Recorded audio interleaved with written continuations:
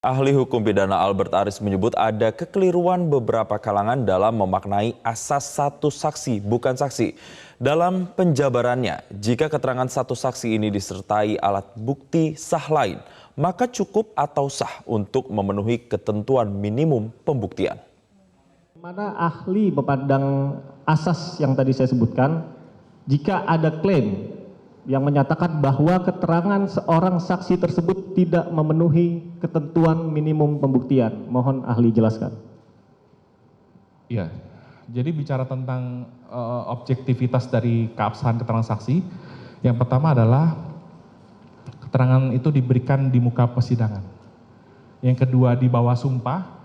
Yang ketiga tidak mesti mengenai apa yang dia lihat, didengar dan diketahui. Ini adalah konsekuensi dari putusan MK tentang pengujian pasal 185 KUHP.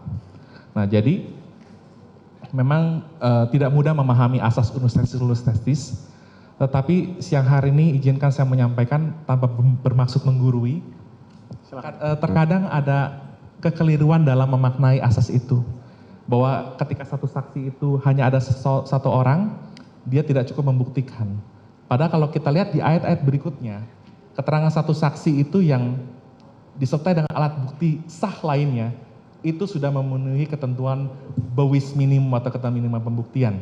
Masalah itu berharga atau tidak, berkualitas atau tidak, itu merupakan otoritatif hakim. Jadi bahkan kalau menurut mentor saya, Opung Victor Huta Barat, moga-moga menonton juga, beliau seorang hakim, beliau mentor saya, izin majelis, saya ngomongnya ketaharu karena beliau mengajarkan saya cukup lama.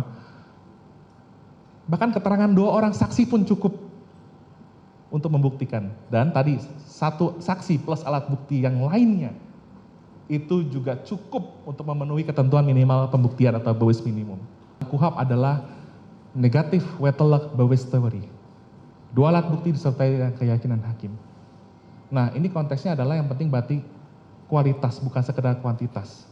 Bagaimana apakah keterangan saksi itu memiliki persesuaian dengan alat bukti yang lainnya atau persesuaian dengan keterangan saksi lainnya meskipun berdiri sendiri, dan juga kualitas, kesusilaan, tata cara hidup saksi yang memungkinkan dia memberikan alasan dalam memberikan keterangan saksi dan yang membuat keterangan itu dapat dipercaya ketika diperdengarkan di muka persidangan.